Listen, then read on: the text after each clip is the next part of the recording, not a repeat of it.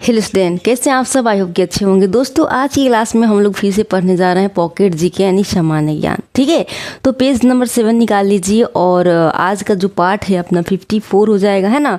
53 तक क्लास हो चुका है। तो हमेशा की तरह हम लोग आज भी एक स्टोरी क्या करेंगे, देखेंगे, उसके बाद ऑब्जेक्टिव क्वेश्चन करेंगे, फिर आएंगे खान सर के बुक पे। ठीक है, चलिए। तो मेरे प्यारे स्टूडेंट, बस शर्त एक ही शर्त है कि आपको ये स्टोरी देखने हैं, है ना, दादाजी की स्टोरी देखनी है और सारे डाउट क्लियर हो जाएंगे। तो ध्यान से सुनिए, ऑब्जेक्टिव क्वेश्चन आप ही करने वाले हैं, है ना। देखिए, कह रहा है कि सुबह का समय था, आरव बगीचे में बैठा किताब पढ़ रहा था कि दादाजी पास आ गए, है ना। हाथ में तुलसी की माला थी और चेहरे पर हमेशा की तरह मुस्कान थी दादाजी के, है कि नहीं। दादाजी कह रहे हैं, क्या पढ़ रहे हो बेटा? आरव कह रहा है, दादाजी जैन धर्म के बारे में। तो मेरे प्यारे स्टूडेंट, आपको कुछ समझ में आया? हम लोग क्या पढ़ रहे हैं? हम लोग पढ़ रहे हैं जैन धर्म, है ना, जैन धर्म पढ़ रहे हैं। तो चलिए, कह रहे हैं लेकिन कुछ बातें समझ नहीं आ रही, आरव कह रहा है। फिर दादाजी मुस्कुराते हुए कह रहे हैं, अच्छा चलो आज मैं तुम्हें जैन धर्म की एक सुंदर कहानी सुनाता हूँ, इससे सब कुछ अपने आप समझ आ जाएगा। ठीक है। आरव कह रहे, दादाजी ज्ञान कितने प्रकार का होता है ना। और दादाजी कह रहे हैं, दादाजी कह रहे हैं, बेटा जैन धर्म में ज्ञान के 5 प्रकार होते हैं। सुनो, देखिए, जैन धर्म ज्ञान कितने प्रकार का होता है दुनिया में उसे कोई मतलब नहीं। हम लोग क्या पढ़ रहे हैं? हम लोग जैन धर्म पढ़ रहे हैं। ठीक है, जैन धर्म याद रखेंगे। तो देखिए, जैन धर्म पढ़ रहे हैं ना, तो जैन धर्म के अनुसार ज्ञान कितने प्रकार के होते हैं? तो आप कहेंगे 5 प्रकार के। ठीक है, याद रखने हैं। देखिए, भूला नहीं, अभी के अभी ऑब्जेक्टिव क्वेश्चन आएगा तो आप खुद करने वाले हैं। ठीक है, चलिए। पहला है मति ज्ञान।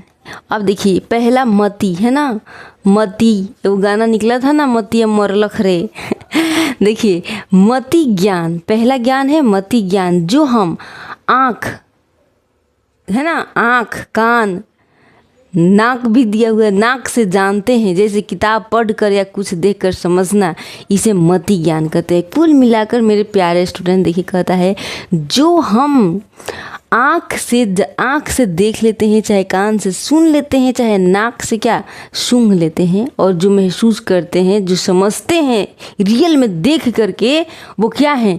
वो है मति ज्ञान। जैसे किताब पढ़कर या कुछ देखकर समझ गए कि नहीं? अभी आप लोग दादाजी की स्टोरी देखकर समझ रहे हैं, तो ये क्या है? मति ज्ञान है। जैसे किताब पढ़कर या कुछ देखकर समझ जाना क्या है? मति ज्ञान है। वेरी गुड, आगे बढ़ते हैं।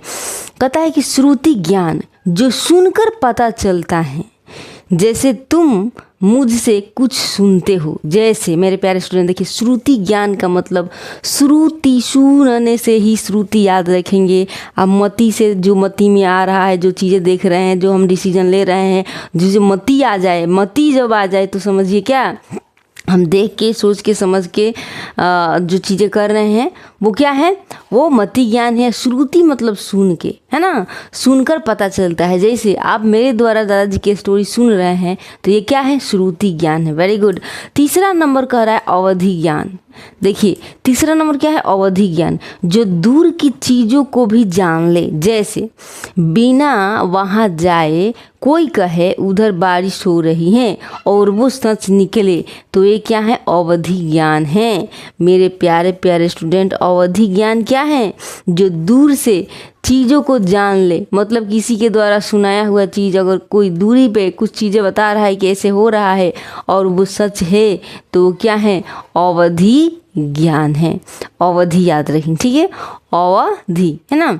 चलिए, मन प्रायः ज्ञान, मन प्रायः ज्ञान। अब देखिए, जब कोई दूसरे के मन के बात समझ ले, जैसे तुमने मम्मी के चेहरे से ही जान लिया कि वो नाराज़ हैं, मतलब चेहरे के इम्प्रेशन ही बता दिया। मतलब कहने का कि जब कोई दूसरा का मन, मान लीजिए कि आप कोई चीज़ें कर रहे हैं किसी से और उसे अच्छा नहीं लग रहा है, और आपको समझ में आ रहा है कि हम जो चीज़ें बता रहे हैं उसको समझ में नहीं आ रहा है, मतलब और मुझे गाली देना चाहता है कि अरे यार हमको समझ में नहीं आ रहा है, ये बके जा रहे हैं, वो चीज़ें क्या है? मन प्रायः ज्ञान। दूसरे के मन के बात को जान जाना क्या है, मन प्राय ज्ञान। अब आइए 5वां नंबर और आखिरी नंबर, केवल्य ज्ञान। सबसे ऊंचा ज्ञान जिसमें आत्मा सब जान जाती है, यही मोक्ष का रास्ता है, केवल्य ज्ञान। मेरे प्यारे प्यारे स्टूडेंट, केवल्य ज्ञान, क्या महावीर स्वामी को केवल्य ज्ञान ही प्राप्त हुआ है ना जी, जो सब कुछ जान चुके हैं, है ना। सबसे ऊंचा ज्ञान जिसमें आत्मा सब जान जाती है, सब कुछ जान जाती है, वो क्या है, केवल्य ज्ञान होता है, और यही मोक्ष का रास्ता है। दादाजी दादाजी कह रहे हैं, और सुनो बेटा, जैसे तुम्हारे पास कई किताबें होती हैं, मैथ्स की, हिंदी की, साइंस की, वैसे ही जैन धर्म में भी बहुत सारी धार्मिक किताबें हैं, है कि नहीं। इन सभी किताबों का एक सामूहिक नाम है जैनागम। मतलब मान लीजिए, क्या मानेंगे मेरे प्यारे प्यारे स्टूडेंट, क्या मानेंगे आप, देखिए मान लीजिए जैन धर्म के रिलेटेड बहुत सारे क्या हैं, किताब लिखे हुए हैं, तो इन सारे किताब को अगर एक शब्द में कहें तो जैन आगम कह दीजिए।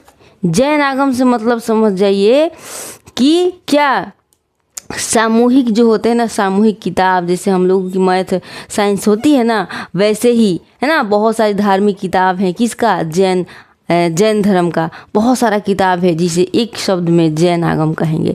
मतलब सभी किताबों का समूह को क्या कहेंगे, जैन आगम। जितने भी, देखिए मेरे प्यारे स्टूडेंट अच्छे से समझिए, जितने भी किताब लिखे हुए हैं जैन धर्म के बारे में, वो सारे समूह को क्या कहेंगे, जैन आगम कह देंगे, बस। अब आगम के अंदर क्या क्या आता है, अब समझिए। दादाजी कहना जरा सुनो ध्यान से बेटा, ये सब जैन ग्रंथों के प्रकार हैं। अंग 12 होते हैं, यानी मुख्य किताब कितने हैं, 12। उपांग माने 12 उपांग होते हैं, मतलब अंग की मदद करने वाली किताबें। जैसे मान लीजिए अंग का मतलब, देखिए अंग कितने हैं, 12, है ना। तो क्या है जी, मुख्य किताबें कितनी है, 12 किताबें हैं। और मान लीजिए कि एक खान सर का किताब आ गया, है ना, खान सर का एक किताब आ गया पॉकेट जीके, ठीक है। और पॉकेट जीके सब किसी को समझ में नहीं आता है, ठीक है। तो फिर क्या हुआ कि उपांग लिखा गया। तो कितने उपांग लिखे गए, 12 भी उपांग, क्या 12 उपांग भी लिखे गए। मतलब इन किताबों को समझाने के लिए, है ना, मदद करने के लिए फिर 12 उपांग लिखे गए, ठीक है। तो क्या हो गया, 12 अंग भी हो गए, यानी मुख्य किताबें कितने हैं, 12 हैं, और उपांग भी 12 हैं, मतलब इसको समझने के लिए 12 उपांग है, ठीक है। छेद सूत्र यानी 6 मुनियों के नियम से जुड़ी हुई है, जिसे छेद सूत्र कहेंगे। 6 खुद इसमें नाम आ रहा है, 6 आ रहा है कि नहीं, तो छेद सूत्र से याद रखेंगे 6, है ना। छेद सूत्र कितने हैं, 6 हैं। इसमें क्या लिखा है, इसमें लिखा हुआ है मुनियों के नियम से जुड़ी बातें लिखी हुई हैं। और फिर आते हैं मूल सूत्र। मूल सूत्र कितने हैं, 4 हैं। तो मेरे प्यारे स्टूडेंट देखिए, 6 से तो 6 याद रखेंगे, छेद सूत्र 6 होते हैं। और मूल सूत्र कितने, 1 2 3 4 शब्द में लिखा हुआ है ना, तो वैसे याद रखेंगे मूल सूत्र जो है 4 गो होते हैं ना। साधु साध्वी के लिए आसान भाषा में नियम लिखे हुए हैं, ठीक है। अब देखिए प्रकीर्णक, है ना, प्रकीर्णक भी लिखा गया है, कितना, 10 गो। इसमें क्या है, अलग अलग विषय की किताबें, है ना। चूलिका सूत्र 2 गो लिखा गया है, जिसे आगे जुड़ी, है ना, इससे आगे जुड़ी विशेष किताबें हैं। आनंदी सूत्र कितने हैं, 1 हैं। ज्ञान कैसे शुरू होता है, इस पर किताब, है ना, इस पर किताब लिखा गया है। अनुयोग द्वारा एक किताब लिखा गया है, मतलब आगमों को पढ़ने की पद्धति, मतलब रास्ता। समझ में आया, नहीं आया। अब आइए समझाते हैं। मूल सूत्र कितने किताब हैं, 4। इसमें क्या क्या लिखे गए हैं, साधु साध्वी के लिए आसान भाषा में नियम लिखे गए हैं, ठीक है। प्रकीर्णक कितने हैं, 10 हैं। प्रकीर्णक कितने हैं सर, 10 हैं। अलग अलग विषय की किताबें हैं, है कि नहीं। अब आइए प्रकीर्णक है, हो गया, प्रकीर्णन से याद रखिए। फिर आएंगे चूलिका सूत्र, ये कितना है, चूलिका 2 है ना। चूलिका, है ना, चूलिका 2 है। आगे जुड़ी विशेष किताबें हैं, मतलब इससे आगे की बातें चीज़ें लिखी हुई हैं, ठीक है। नांदी सूत्र, नंदी बैल को कहते हैं ना, तो नांदी एक याद रखेंगे, हमारे पास एक नंदी है, तो नांदी सूत्र कितने, 1, मतलब ज्ञान कैसे शुरू होता है, इस पर किताब, है ना। अब अनुयोग द्वारा, एक ही अनुयोग द्वार लिखा गया है, ठीक है, एक ही को लिखा गया है। आगमों को पढ़ने की पद्धति, रास्ता, है ना, माँ। अब देखिए आरव पूछ रहा है, यहाँ देखिए मुंह बना के कह रहा है कि निर्युक्ति, है ना, देखिए ध्यान से समझिएगा। कहता है निर्युक्ति, चूर्णी और टीका क्या है।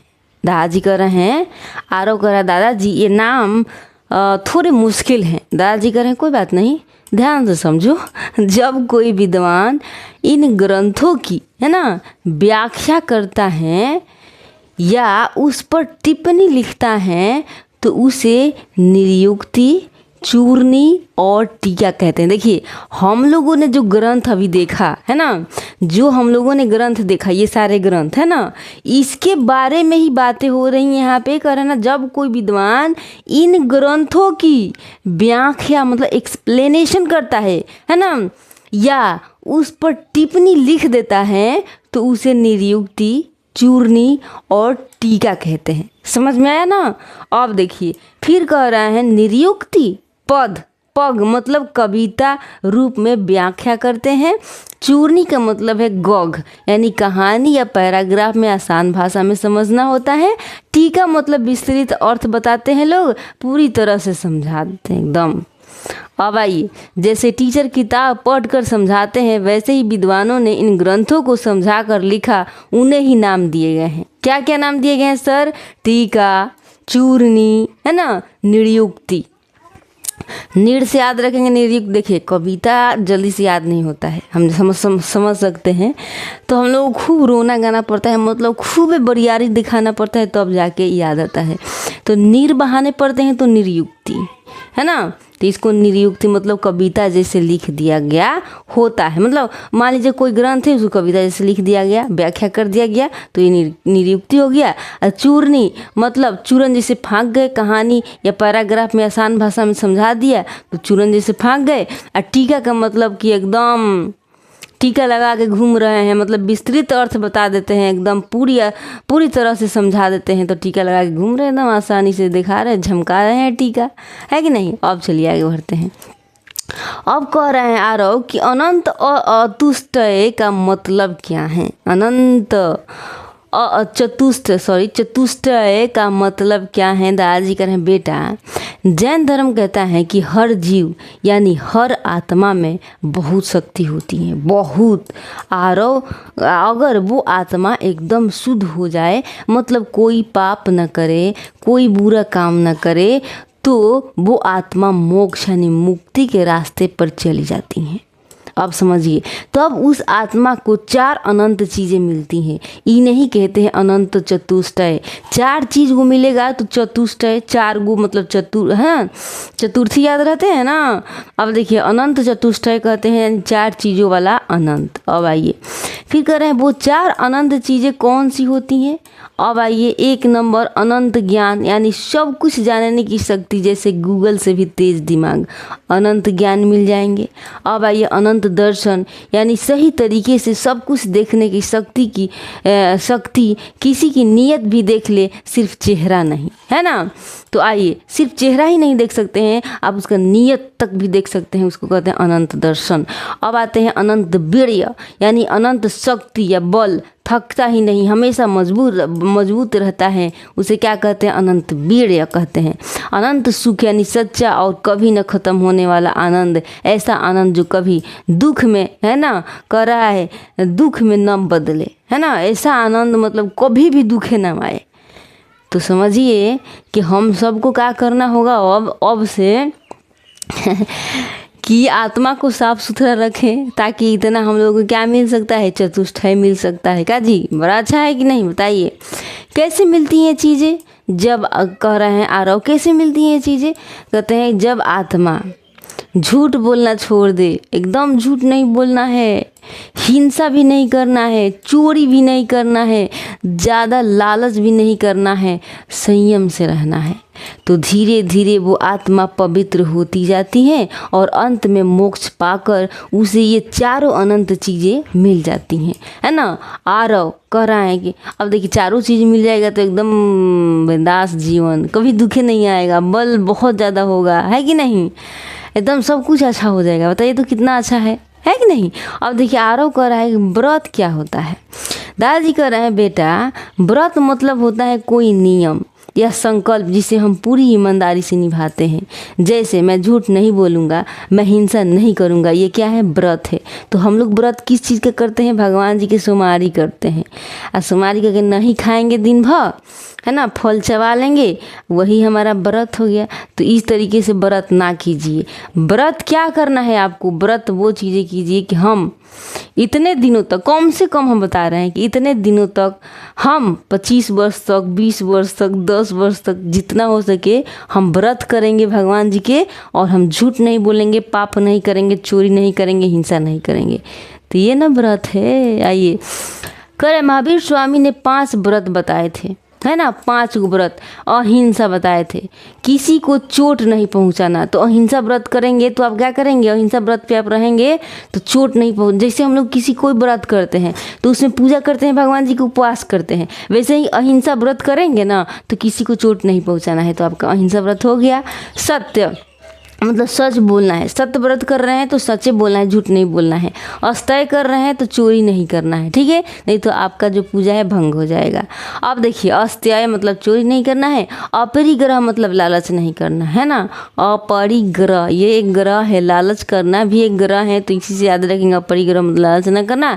अस्तय मतलब चोरी न करना।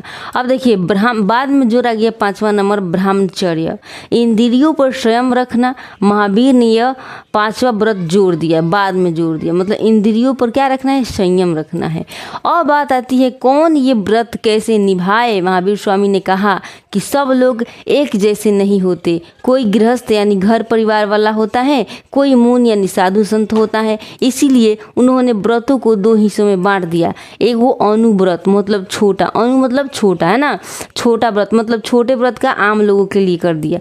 हम लोग आम आदमी हैं तो अनुव्रत कर सकते हैं, है ना। ये गृहस्थ लोग रखते हैं, जैसे तुम, मैं, मम्मी पापा, ये सब लोग रखेंगे, ठीक है। इन व्रतों में थोड़ी छूट मिलती है। जैसे पूरी तरह हिंसा नहीं कर सकते हैं, लेकिन कोशिश करते हैं कि हम कम से कम हिंसा करें, ठीक है।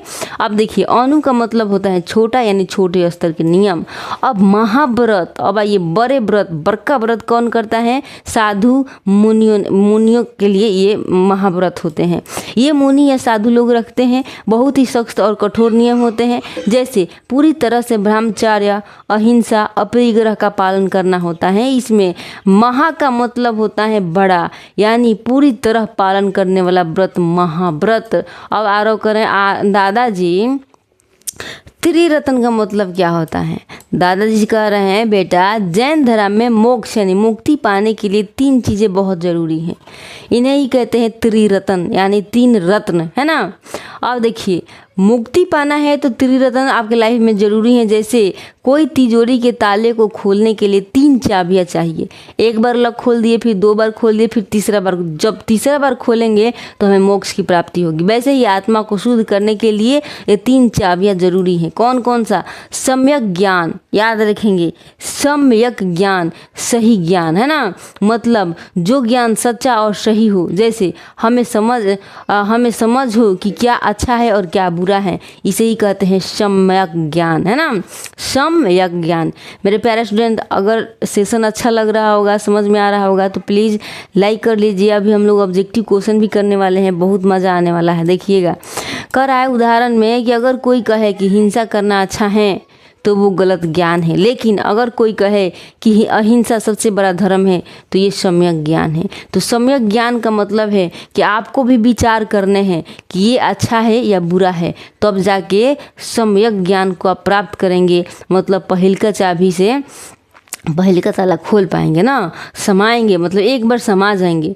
अब आइए सम्यक ज्ञान, फिर आएंगे सम्यक दर्शन। अब देखिए, एक बार समा गए हैं तो ज्ञान मिला, फिर दर्शन पे आते हैं, मतलब सही चीज़ों में श्रद्धा या आस्था रखना। उदाहरण देखिए, सच्चे गुरु, सच्चे धर्म और आत्मा की अच्छाई में विश्वास रखना। अगर तुम किसी पाखंडी को भगवान मान लो तो वो गलत होगा, लेकिन अगर तुम सच्चे मार्ग पर चलने वाले को मानो तो वो सम्यक दर्शन है। मतलब ऐसे लोगों के दर्शन करना है जो सच्ची रास्ता दिखाएं और क्या करें, अच्छे जिंदगी को मतलब कहने का मतलब पाखंडियों के बातें नहीं मानना है ना, सही लोगों के साथ चलने हैं। लेकिन कहता ना, लेकिन अगर तुम सच्चे मार्ग पर चलने वाले को अगर सच्चे मार्ग पर चलने वाले के बात मानते हैं, उनसे कुछ सीखते हैं और अपने जीवन में उतारते हैं तो क्या है, सम्यक दर्शन है। अब आइए, सम्यक आचरण, सही व्यवहार या चरित्र, है ना। आचरण से आप लोगों को पता चल गया कि सही व्यवहार चाहे चरित्र का मतलब होता है ना। आचरण का मतलब सही व्यवहार चाहे चरित्र, मतलब अपने जीवन में अच्छे और सच्चे कर्म करना। उदाहरण, झूठ न बोलना, चोरी न करना, किसी को तकलीफ न देना, संयम से रहना। यही क्या है, यही है, देखिए यही अपना है सम्यक आचरण, है ना। देखिए कहता है जो ज्ञान और विश्वास है उसे व्यवहार में भी उतारना ही सम्यक आचरण है। Very good. अब आएंगे हम लोग क्वेश्चन पे। देखिए कि क्वेश्चन क्या कह रहा है मेरे प्यारे स्टूडेंट, एकदम इजी होगा, कोई दिक्कत नहीं होगा। देखिएगा, कहता है 1 नंबर क्वेश्चन कि जैन धर्म में इंद्रियों द्वारा प्राप्त होने वाले ज्ञान को क्या कहते हैं। श्रुति ज्ञान कहते हैं कि अवधि ज्ञान कहते हैं कि मति ज्ञान कहते हैं कि मन प्रायः ज्ञान कहते हैं। बताइए, इंद्रियों द्वारा प्राप्त, है ना, इंद्रियों द्वारा क्या प्राप्त ज्ञान को क्या कहते हैं। जैन धर्म में इंद्रियों द्वारा प्राप्त होने वाले ज्ञान को क्या कहते हैं। श्रुति ज्ञान, अवधि ज्ञान, मति ज्ञान क्या कहते हैं, तो आप कहेंगे मति ज्ञान, है ना। मति ज्ञान ही इंद्रिय द्वारा प्राप्त होने वाला ज्ञान है। देखिए कहता है मति ज्ञान वह होता है जो आँख, कान, नाक आदि इंद्रियों और मन के सहयोग से प्राप्त होता है।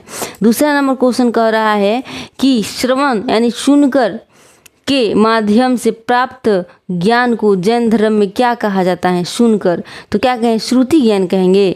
वेरी गुड, क्या कहेंगे, श्रुति ज्ञान। बहुत अच्छा, बहुत अच्छा। देखिए सेशन अच्छा लग रहा होगा तो प्लीज़ लाइक से सब्सक्राइब जरूर कीजिएगा।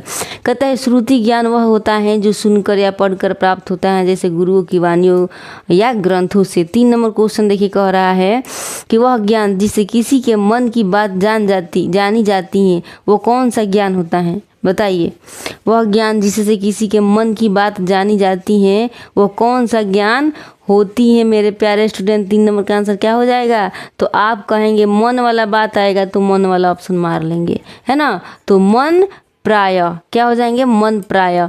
मन प्रायः ज्ञान वह होता है जिसमें व्यक्ति किसी दूसरे के विचारों या भावनाओं को जान सकता है।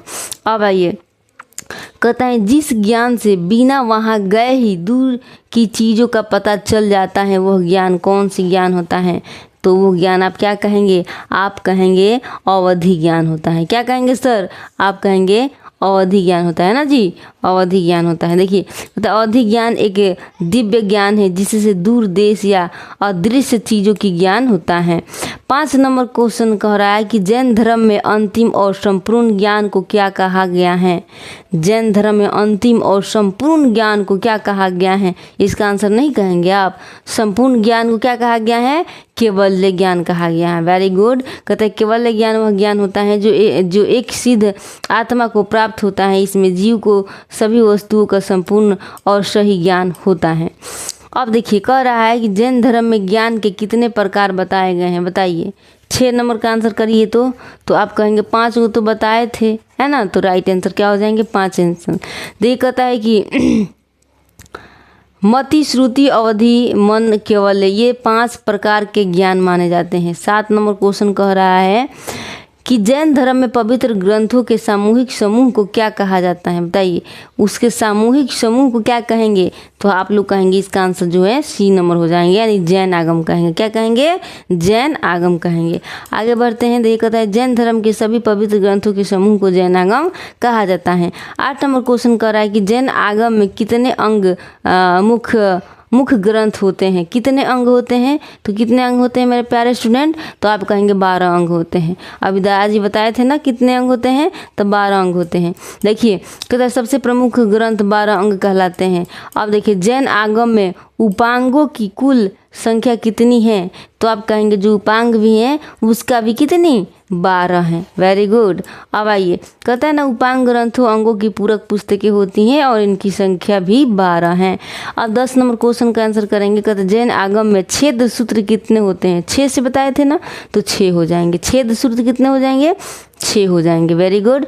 अब आइए, कहता है कि छेद सूत्र मुनियों के व्यवहार और अनुशासन से संबंधित ग्रंथ होते हैं। 11 नंबर क्वेश्चन का आंसर करेंगे। कहता है निम्न में से कौन जैन आगम का भाग नहीं है? बताइए, जैन आगम का भाग कौन नहीं है? मूल सूत्र है कि नहीं, प्रकीर्ण है कि नहीं, ब्राह्मण सूत्र है कि नहीं, चूलिका सूत्र है कि नहीं? बताइए कौन सा आंसर हो जाएगा। कहता है निम्न में से कौन सा जैन आगम का भाग नहीं है? 11 नंबर का आंसर क्या हो जाएंगे? तो आप कहेंगे ब्राह्मण सूत्र जो है वो जैन आगम का भाग नहीं है। क्या हो जाएंगे? जैन आगम का भाग नहीं है ये ब्राह्मण सूत्र। ठीक है, अब देखिए कह रहा है यहाँ पे ब्राह्मण सूत्र वैदिक परंपरा से संबंधित है, जैन आगम का भाग नहीं है। अब देखिए कह रहा है कि जैन आगम में मूल सूत्र कितने माने गए हैं? जो मूल सूत्र होते हैं हम बताए थे ना, गिन लीजिएगा, 4 गो है कि नहीं? इसका आंसर क्या हो जाएंगे? 4 हो जाएंगे 12 नंबर का। 13 नंबर क्वेश्चन कह रहा है, देखिए कहता है ना कि प्रारंभिक साधकों को समझने हेतु कितने 4 होते हैं? 13 नंबर क्वेश्चन का आंसर करेंगे। कहता है जैन आगम में प्रकीर्णक ग्रंथों की संख्या कितनी है? प्रकीर्णन से हम बोले थे याद करने के लिए, है ना, तो कितनी होती है? इसका आंसर क्या हो जाएंगे? तो आप कहेंगे प्रकीर्णन जो है वो हो जाएंगे 10। क्या हो जाएंगे सर? तो आप कहेंगे 10 गो, है ना। प्रकीर्णक कितने हो जाएंगे? 10 गो। इसको याद करने के लिए आपको ट्रिक बता दें। देखिए प्रकीर्णक, देखिए यहाँ प में प, देखिए जैसे कि प है, ठीक है, तो एक जैसा है, यहाँ पे एक जैसा है, आ क है तो यहाँ 0 जैसा है, तो यहाँ 1 हो गया, 0 हो गया। तो प्रकीर्णक के बात कहे तो 10 बता दीजिएगा। देखिए कहता है कि विविध विषय से संबंधित ग्रंथ है। 14 नंबर क्वेश्चन कह रहा है कि निर्युक्त चूर्णी और टीका किससे संबंधित है? तपस्या की विधियाँ, आगम ग्रंथों पर लिखे गए भाष्य, पूजा पद्धति, ध्यान पद्धति। इसका आंसर कौन सा सही हो जाएगा? 14 नंबर का जो आंसर हो जाएंगे वो आप कहेंगे ये वाला अपना सही आंसर हो जाएगा। आगम ग्रंथों पर लिखे हुए भाष्य जो छोटे छोटे में लिखते हैं ना समझाने के लिए। अब देखिए अंग और उपांग ग्रंथों पर जो टीका टिप्पणी लिखी जाती है उसे निरुक्त, चूर्णी और टीका कहा जाता है। देखिए 15 नंबर क्वेश्चन कहता है निम्न में से कौन जैन आगम का एक भाग है? जैन आगम का मात्र एक भाग है, वो कौन सा? इसका आंसर क्या हो जाएंगे बताइए? 15 नंबर का आंसर क्या हो जाएंगे? तो आप कहेंगे नंदी सूत्र जो है वो इसका भाग है। ये सारे नहीं आते हैं किसमें? जैन, है ना, जैन आगम में नहीं आते हैं। अब देखिए कह रहा है 16 नंबर क्वेश्चन कि जैन आगमों को पढ़ने व समझने का मार्ग या विधि क्या कहलाती है? बताइए क्या कहलाती है सर? इसका आंसर क्या हो जाएंगे? 16 नंबर का आंसर तो आप कहेंगे क्या? अनुयोग द्वार कहेंगे, है ना जी। जैन आगमों को पढ़ने व समझने का मार्ग या विधि को क्या कहते हैं? अनुयोग द्वार कहते हैं। देखिए कहता है कि अनुयोग द्वार का अर्थ है आगमों को पढ़ने और समझने की विशेष शैली या पद्धति। दादाजी बताए थे, है ना। अब देखिए कह रहे हैं जैन धर्म के अनुसार अनंत चतुष्टय में निम्नलिखित में से कौन सा सम्मिलित नहीं है? चतुष्टय में कौन सम्मिलित नहीं है? अनंत ज्ञान सम्मिलित है, दर्शन सम्मिलित है, वीर्य सम्मिलित है, लेकिन अनंत भक्ति सम्मिलित नहीं है कि नहीं? इसका आंसर हो गया 17 नंबर। देखिए कहता है जैन दर्शन के अनुसार जो जीव मोक्ष प्राप्त कर लेता है उसे 4 प्रकार की अनंत शक्तियाँ प्राप्त होती हैं। अनंत ज्ञान, दर्शन, वीर यानी बल, है ना। अनंत सुख भी होते हैं, इन्हें अनंत चतुष्टय कहा जाता है। इससे भक्ति नहीं आती, है ना, इसमें भक्ति नहीं आती। 18 नंबर क्वेश्चन का आंसर करेंगे। कहता है जैन धर्म में अनंत चतुष्टय का संबंध किससे है? बताइए। मोक्ष प्राप्त जीव की स्थिति से, अनुवर्तों से, संयम के प्रकार से, पंच महाव्रत से। जैन धर्म में कह रहा है ना, जैन धर्म में अनंत चतुष्टय का संबंध किससे है? इसका आंसर क्या हो जाएंगे बताइए? इसका जो आंसर हो जाएंगे वो क्या हो जाएंगे? तो आप कहेंगे कि मोक्ष प्राप्त, है ना, मोक्ष प्राप्त जीव की स्थिति से हो जाएंगे, है ना। जैन धर्म में अनंत चतुष्टय का संबंध है मोक्ष प्राप्त से। आइए कह रहा है कि जैन धर्म के अनुसार वो जीव मोक्ष को प्राप्त कर लेता है उसे 4 प्रकार की अनंत स्थितियाँ प्राप्त होती हैं जिन्हें अनंत चतुष्टय कहा जाता है। जिसे चतुष्टय प्राप्त हो गया होगा वो क्या करेगा?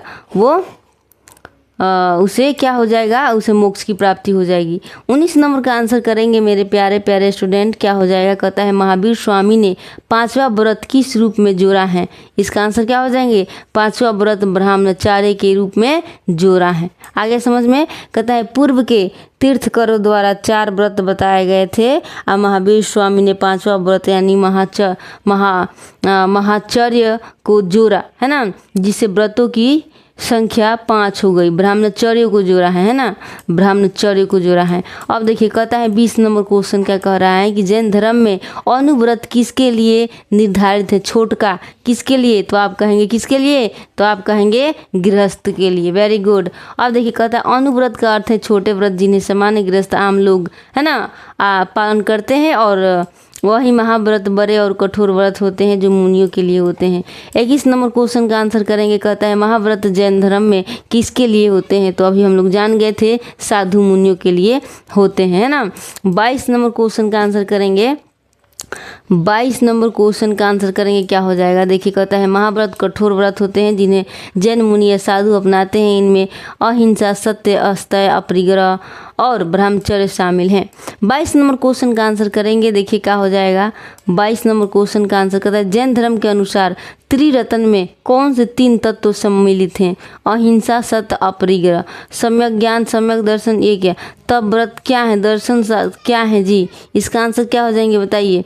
इसका आंसर जो है वो क्या हो जाएंगे, 22 नंबर का आंसर, तो आप कहेंगे कि इसका आंसर जो है वो हो जाएंगे सम्यक ज्ञान, सम्यक दर्शन, सम्यक आचरण। ये क्या है, 3 तत्व हैं, है कि नहीं। अब आइए क्या है जी, देखिए ये क्या है, 3 तत्व हैं, त्रिरत्न है। कहता है कि जैन धर्म में मोक्ष प्राप्त करने के लिए त्रिरत्न का पालन आवश्यक है। वो त्रिरत्न कौन कौन सा है, सम्यक ज्ञान, सम्यक आचरण, है ना जी, और एक है सम्यक दर्शन। अब 23 नंबर क्वेश्चन का आंसर करेंगे मेरे प्यारे प्यारे स्टूडेंट, क्या हो जाएगा, जैन दर्शन के त्रिरत्न में सम्यक दर्शन का अर्थ क्या है, सम्यक दर्शन का अर्थ क्या है बताइए।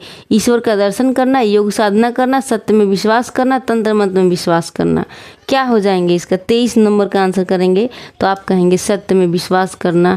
ये क्या हो जाएंगे, त्रिरत्न का ये जो है सम्यक दर्शन है, ठीक है, दर्शन हो गया। देख सम्यक दर्शन का अर्थ है सत्य पर विश्वास रखना। इसका आशय है कि जीव को यह विश्वास हो कि त्रिरत्न और मोक्ष मार्ग ही सच्चे हैं। अब देखिए 24 नंबर क्वेश्चन कहता है निम्नलिखित में से कौन जैन धर्म का त्रिरत्न नहीं है। सम्यक ज्ञान है, आचरण भी है, दर्शन भी है, लेकिन सम्यक ध्यान नहीं है, तो ये अपना राइट आंसर हो जाएंगे, ठीक है।